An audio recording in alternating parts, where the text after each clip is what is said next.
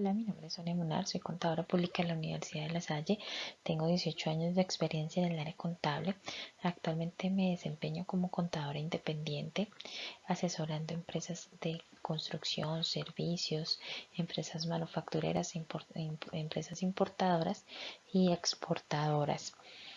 El día de hoy quiero agradecerle al Club Sigo por esta invitación a esta charla, como la conciliación de impuestos, controles internos y planeación fiscal. Ya estamos cerca al cierre contable, entonces es muy importante para nosotros poder tener como la organización y la planificación para que no nos coja como toda última hora.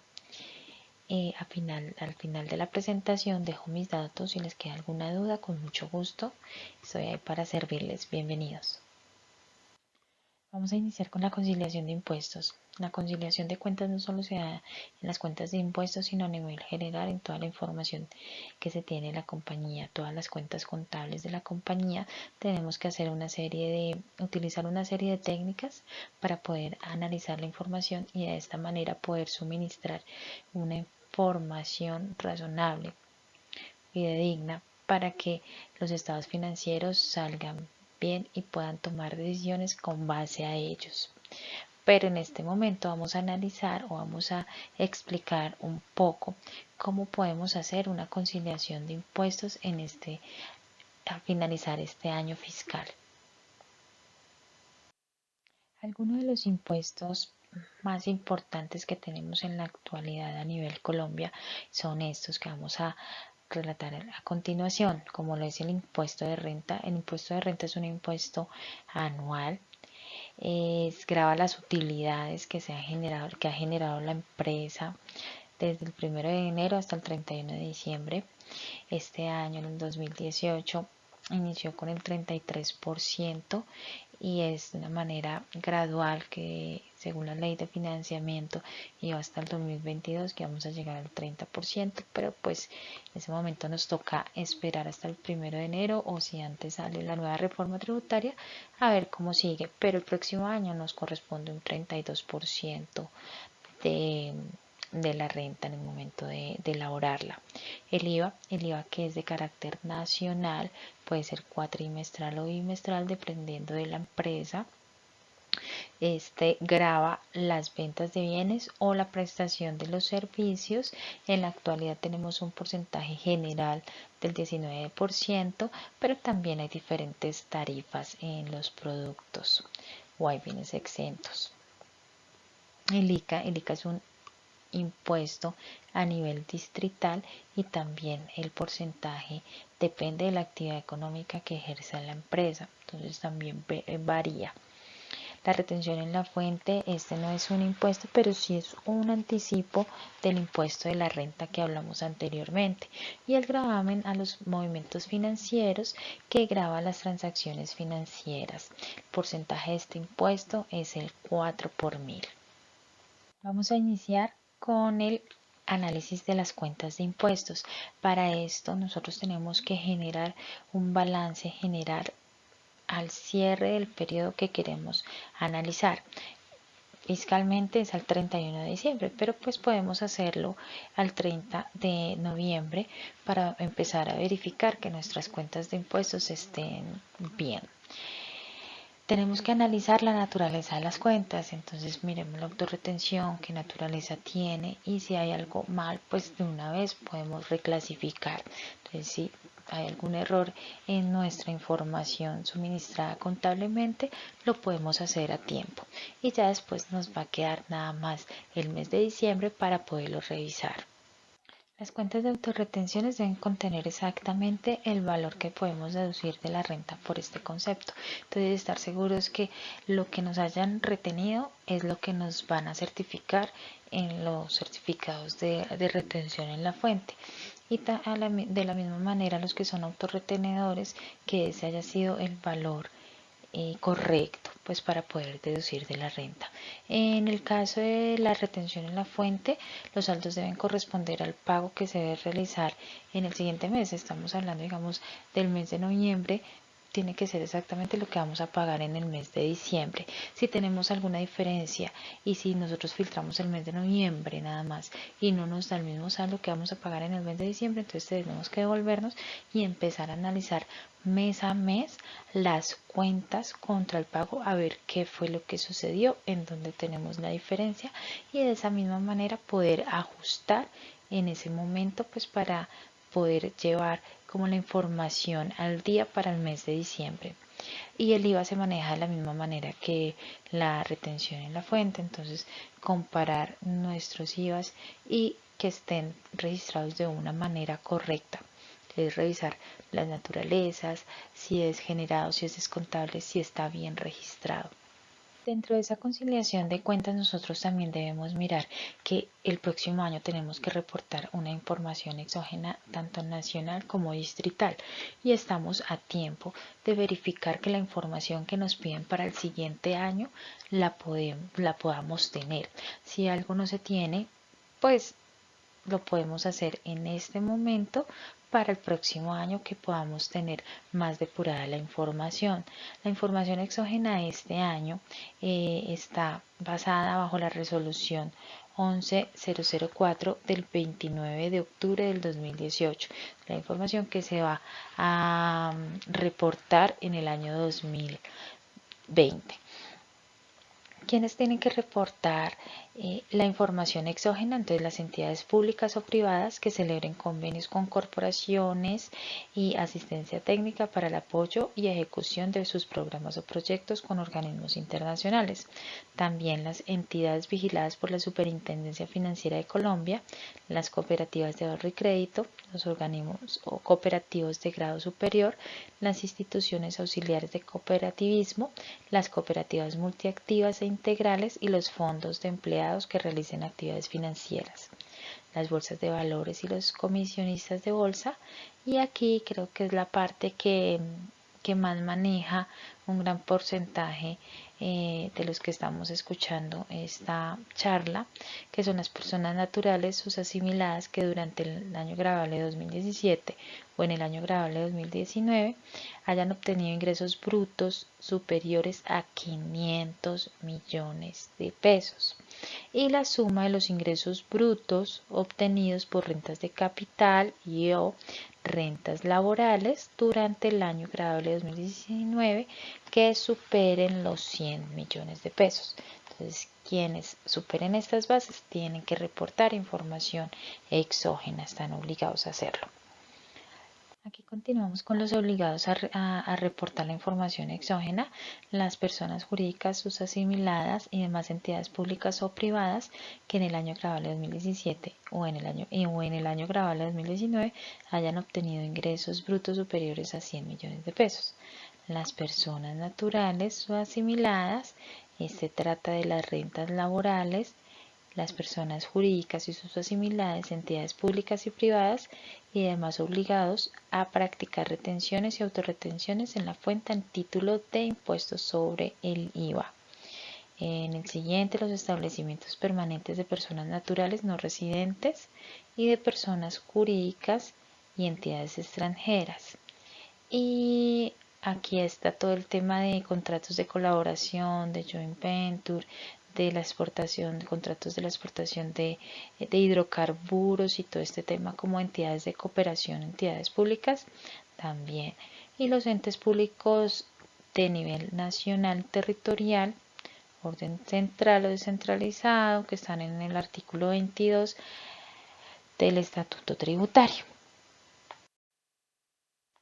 Aquí seguimos con los obligados a reportar, que esto ya es más a nivel estatal, que son los que están las cámaras de comercio, las registradurías, las notarías, personas o entidades que elaboren facturas de venta o documentos equivalentes, las alcaldías, autoridades catastrales, los responsables del impuesto nacional al carbono. ¿Qué son los ingresos brutos? Son todos los ingresos que vemos que son ordinarios, extraordinarios o que son ingresos de ganancias ocasionales. Y en este caso, quienes no están obligados a reportar la información exógena, los que durante el año grabable 2019 hayan decidido hacer el trámite de la cancelación del RUT. Bueno, esas diapositivas, las siguientes tres diapositivas las coloqué. Aquí están los títulos, los artículos, de dónde provienen los formatos, qué versiones son y cuáles son los montos mínimos a reportar, pero esto es para que se vayan a la resolución, ustedes revisen qué formato les toca reportar y de esta manera empezar a suministrar la información de esa forma. Si ustedes notan que de pronto están obligados a reportar algún tercero que no tenga la información completa, que le falte el nombre, el NID o cualquier información que les haga falta, poder hacerlo ahorita, investigar de dónde es la persona, la información completa, pues para no tener inconvenientes de última hora. Aquí entramos a hablar sobre los datos que hay que tener en cuenta sobre la información exógena a nivel distrital. En este caso lo pongo más por la información que se debe suministrar porque para mí personalmente es más difícil a veces obtener la información que solicita la Secretaría de Hacienda Distrital que la misma DIAN. La DIAN de pronto se dio cuenta que en unos formatos no es necesario suministrar tanta información, pero la Secretaría de Hacienda todavía la sigue solicitando, como por ejemplo el email y el teléfono, que no en todos los casos, en la gran mayoría de casos, no se encuentra esta información y es un poco más dispendiosa de buscarla. Por eso tenemos que tomarnos el tiempo para que no llegue el próximo año y no tengamos esa información al momento de suministrarla y poder recaudar toda esta información a tiempo. Este proceso, como es el control interno, es un proceso súper importante que está en cabeza del representante legal y los dueños de sus áreas contables. Mediante el proceso de control interno se puede asegurar que la información que nosotros estamos suministrando para nuestros estados financieros cumplan con ciertas características, como lo es razonable, de confianza, que sea una información comprensible. ¿Para qué? Para que de esta manera se puedan tomar unas adecuadas decisiones en nuestro cierre fiscal. Para poder hacer un control interno de una manera adecuada, hay tres etapas que se deben cumplir, como son la etapa de reconocimiento, la etapa de medición y la etapa de revelación. La etapa de reconocimiento. ¿Qué es la etapa de reconocimiento? Es cuando se captura la información. Es el proceso inicial de la información contable. Entonces, en este momento se incorpora la información a nuestro estado de la situación financiera y nuestro estado de resultados como un hecho real que ha sucedido en la compañía. Entonces se tiene que identificar, clasificar, medir y registrar. Entonces, esta estructura sistemática se realiza de una manera cronológica y conceptual en la contabilidad. Entonces, se requiere también unos métodos de medición que los vamos a ver más a continuación. En la etapa de medición, nosotros podemos ver o asignar los valores correspondientes a esas transacciones realizadas y los registros de los ajustes al valor de la partida financiera de cada elemento. En esta etapa se realiza la medición de los elementos de los estados financieros de acuerdo con lo contemplado en la organización. La etapa de revelación es cuando la información contable ya ha pasado su adecuado proceso por las dos etapas que vimos anteriormente. Entonces, se ha hecho el tema del reconocimiento de la información y la medición. Después de eso que nosotros verificamos, hemos analizado y estamos seguros que la información contable que hemos registrado es razonable y verídica, pues ya se puede revelar. ¿Cómo la revelamos? En los estados financieros. Entonces, de esta manera se divulga que esta información financiera está conforme a todos los estándares para poder la empresa o las personas que tienen que tomar sus decisiones lo puedan hacer de una manera adecuada. Bueno, acá los factores de riesgo que se tienen. ¿Cuáles son? Que los hechos o las transacciones, las operaciones que se han reconocido no se han considerado. La mala interpretación de los hechos económicos, operaciones y transacciones ejecutados, que de pronto ingresemos a una parte donde no lo debamos ingresar. Los registros erróneos, incumplimiento de las normas internacionales de la información financiera. ¿Qué debemos hacer para tener un adecuado control interno de la información contable?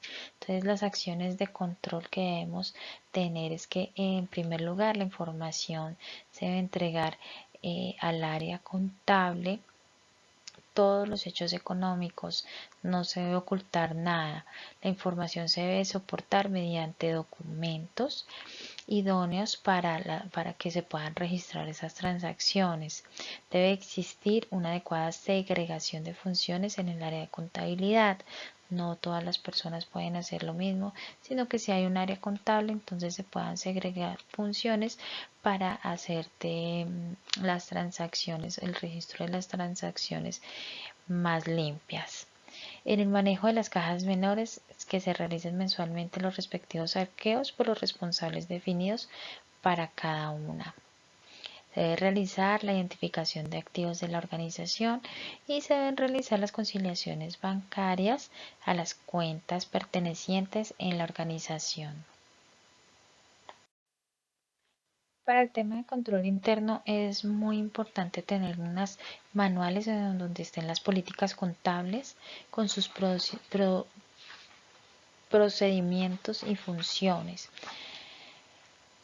Y ya por último, entonces se debe clasificar, se debe registrar la información y después de esto elaborar los estados financieros. La planeación tributaria. ¿Qué es la planeación tributaria? Pues para mí personalmente es el mecanismo para yo conocer cómo puedo manejar mis impuestos a un futuro, cómo puedo ahorrar en el tema de impuestos, pero que sea de una manera legal, y también qué puedo pagar, qué tengo que pagar de mis impuestos. Entonces es un instrumento de optimización, haciendo pagar lo que la ley obliga y obteniendo los beneficios a partir de lo que la ley brinda. Primero, la evaluación de los proyectos de inversión, los posibles efectos de los impuestos de forma anticipada. Entonces podemos evaluar si yo tengo un proyecto de inversión, cuánto tengo que pagar de impuestos, y de esa manera poder proyectar cuáles van a ser mis beneficios y cuánto voy a tener una utilidad de ese proyecto. Segundo, considerar alternativas de ahorro en impuestos en los proyectos de inversiones u operaciones que se vayan a realizar. Digamos, en este caso de la economía naranja, pues uno tiene que saber que si un proyecto es de economía naranja, tiene ciertos beneficios. Entonces, ¿cuánto me va a beneficiar y por cuánto tiempo me va a beneficiar? Entonces, para ese tema, uno puede ahorrarse un dinero si conoce de las normas, dependiendo del proyecto en donde uno está interviniendo. Aumentar la rentabilidad de los accionistas y mejorar el flujo de caja de las compañías, programando con una debida anticipación el cumplimiento adecuado de las obligaciones tributarias. Esto es súper verico. Si uno hace una buena planeación tributaria, el tema de cuando se estén haciendo los flujos de caja en la compañía, pues va a ser un dinero con el que nosotros no vamos a poder contar. Entonces no se van a hacer ilusiones que se tienen mucho dinero, sino pues ya se tiene en cuenta que debemos pagar unos impuestos, una carga impositiva a nivel empresa. Bueno, ¿cómo se debe hacer una adecuada planeación tributaria? Primero que todo, lo que yo les decía, se debe conocer la naturaleza del negocio. Deben saber qué características tiene la compañía. ¿Por qué? Porque conociendo la naturaleza del negocio, qué características tengo, en qué se desempeña la compañía, podemos buscar normatividad de esta compañía para saber si tiene algún beneficio tributario. La composición del capital nacional, si es nacional o extranjero, el objeto social, si vende productos, si vende servicios, si de pronto los productos son exentos o si tienen un porcentaje grabado diferente al general. También, digamos, en este momento que está el tema del régimen simple, poder hacer la comparación y poder definir si le conviene más al contribuyente pertenecer al régimen simple o pertenecer al régimen ordinario. Pero pues para eso tenemos que hacer una simulación de los dos, porque no siempre el régimen simple beneficia a todos los contribuyentes. Eso depende de la naturaleza del negocio, de los ingresos que tenga durante el año, de muchos factores.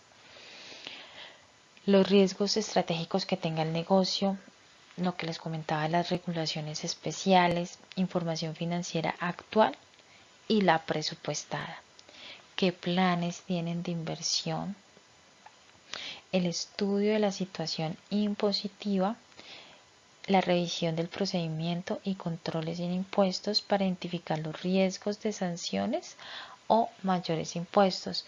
Uno siempre tiene que estar verificando que el tema impositivo de la compañía, yo digo que es uno de los más delicados que existe. ¿Por qué? Porque a diario están cambiando las normas en nuestro país. La facturación electrónica va en la versión 18, algo así. Entonces a diario están cambiando, y si uno no se detiene a revisar qué normas han salido nuevas, pues pueden incurrirse en multas y sanciones por ignorar la normatividad que va saliendo.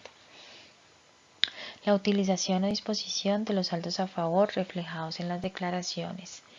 Este tema también me parece súper delicado, porque muchas veces cuando tenemos saldos a favor tenemos que estar seguros que la información que hemos suministrado es una información que realmente cuente con todas las características para ser deducible. Muchas veces tenemos documentación o soportes contables que, si uno los mira, no son deducibles, y aún así hay muchas empresas que los ingresan.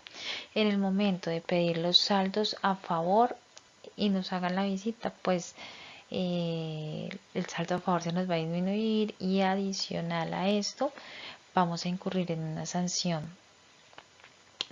por corrección y no presentar la información correctamente. Identificación de puntos de mejoramiento y oportunidad. Observar las situaciones repetitivas de un año al otro y que no han sido subsanadas.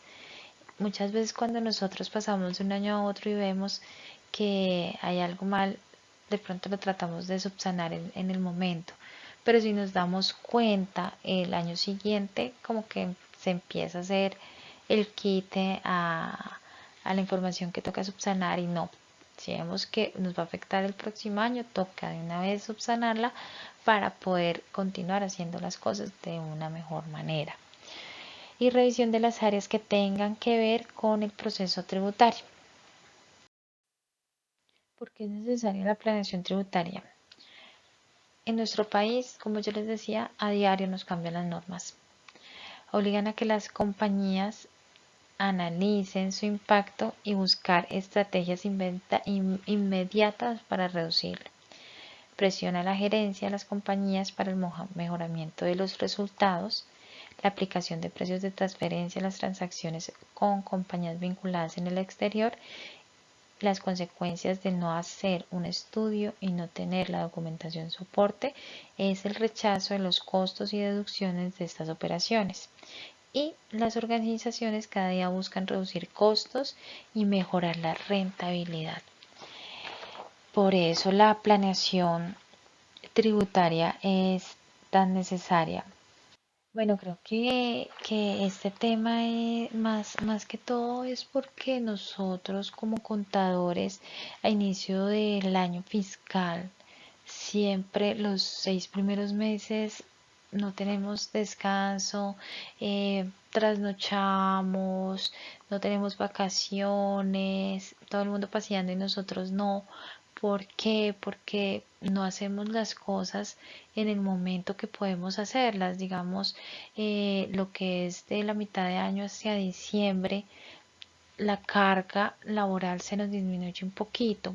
Entonces, en este mes los invito a que podamos empezar a revisar las cuentas, empezar a mirar y a ajustar, a realizar los ajustes correspondientes, y el tema de información exógena no la dejemos para lo último, porque aunque muchos de los formatos es lo mismo, se repiten, las bases son las mismas, la información que tenemos no siempre es la mejor. Entonces sí los invito a que puedan hacer un barrido de la información, que puedan empezar a conciliar sus cuentas de impuestos, las demás cuentas, pues para poder tener una información más organizada para el siguiente año. Ya si ustedes organizan hasta el mes de noviembre, ya el mes de diciembre va a ser un poco más fácil poderlo mirar y poder hacer la planeación tributaria para el año 2020. Ahorita es un poco difícil, yo lo veo un poco difícil porque nosotros no sabemos a ciencia cierta qué va a cambiar, porque pasaron pues la reforma tributaria de la misma manera, pero pues no sabemos qué temas vayan a cambiar. Entonces sí entiendo que la planeación tributaria que debemos hacer ahorita de pronto nos varíe. Entonces sí nos tocará a inicios del año 2020 empezar a analizar qué nos beneficia, qué les beneficia a cada una de nuestras empresas y cómo podemos tomar eso de la mejor manera. Entonces les agradezco a todos. Cualquier duda que tengan, con mucho gusto les dejo acá mis datos, mi correo electrónico, mi número de celular, y muchísimas gracias por la atención. Espero que les haya servido. Sí, los invito a que lean la resolución que salió en la información exógena, porque ahí pues, como les digo, aunque la información es muy parecida al año anterior, pues podemos ir haciendo un filtro de qué información necesitamos y cuál no. El sistema SIGO me parece súper chévere en el momento de generar los medios magnéticos, entonces creo que es un buen momento pues para poderlo parametrizar de una manera adecuada para que nos salga la información exógena para el próximo año. Entonces tenemos ahí tiempito con eso, que no nos cojan las novenas trabajando, y el otro año pues poder estar un poquito más libres de trabajo, porque si es algo súper complicado, yo entiendo, y más los contadores que somos independientes, muchas veces no damos abasto con la cantidad de trabajo que tenemos. Es la única solución, es organizarnos desde ahorita. Gracias.